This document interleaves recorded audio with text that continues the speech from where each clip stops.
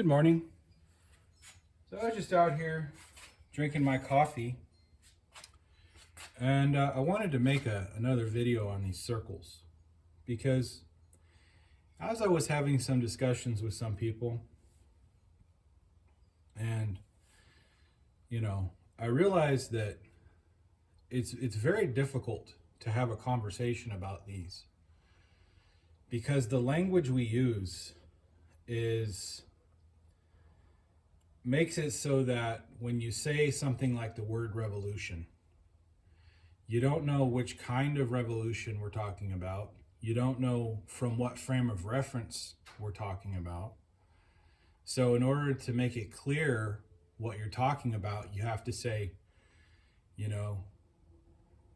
a physical intrinsic revolution around its own center from a non-inertial frame of reference, to be specific about what kind of revolution you're talking about. And so I just wanted to have a little bit of fun and just explain a couple things about these circles.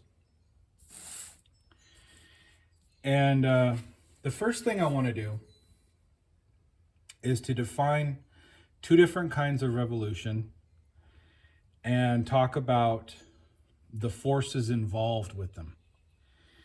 So the first kind of revolution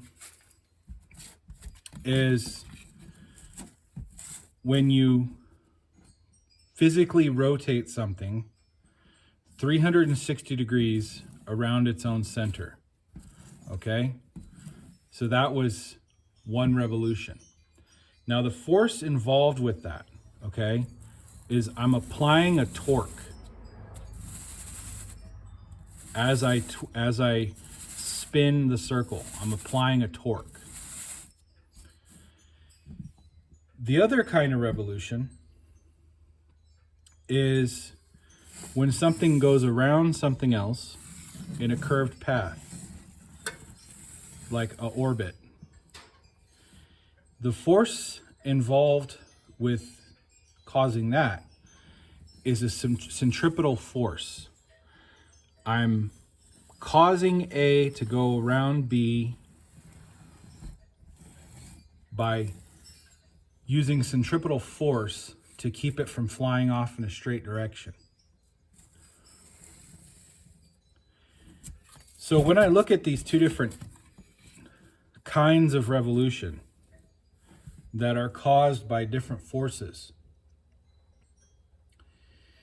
and then also considering that you have to consider frame of reference. You have to consider, well, are we talking about the non-inertial frame of reference where you're like standing on A and looking inwards towards B? Or are you talking about the non-inertial frame of reference where you're standing on B and looking at A?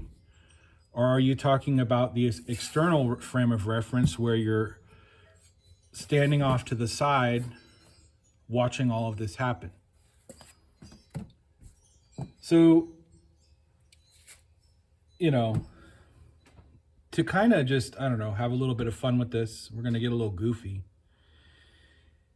and address these four revolutions that we see in the SAT problem. I'm just going to call these something different. These kind of revolutions where the circle spins around its center, I'm going to call that a beer. Okay? And these kind of revolutions where something goes around something else, I'm going to call that a whiskey. So when we see the combination of those two things, and we see, A appear upright 4 times, instead of saying,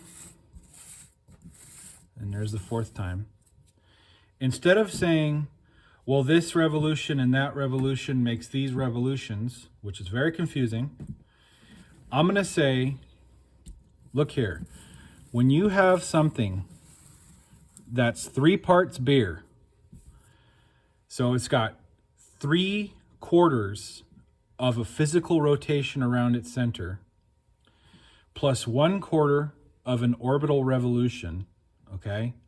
So when you've got something that's 3 parts beer and 1 parts whiskey, you don't call it a beer and whiskey. You call it a Boilermaker. If you walk into a bar and you say, hey, give me a beer and whiskey, they might be a little bit confused. They might give you a beer and a whiskey. But if you walk into a bar and say, hey, can you make me a Boilermaker? They know exactly what you mean. So, you know, in my previous videos, I call these combination revolutions, I call them whirl bits. But in this video, I'm calling them Boilermakers. So, you know, to be clear, you've got this kind of revolution, which is caused by applying a torque to the circle from the inside, okay? I'm calling that a beer. And you've got this kind of revolution, which is caused by a centripetal force holding A as it, you know, goes around B. I'm calling that a whiskey. And when you combine those two together, you get 4 Boilermakers. You know, and just to kind of talk about frame of reference, we see these Boilermakers happening from an external point of view. When we call that an inertial frame of reference.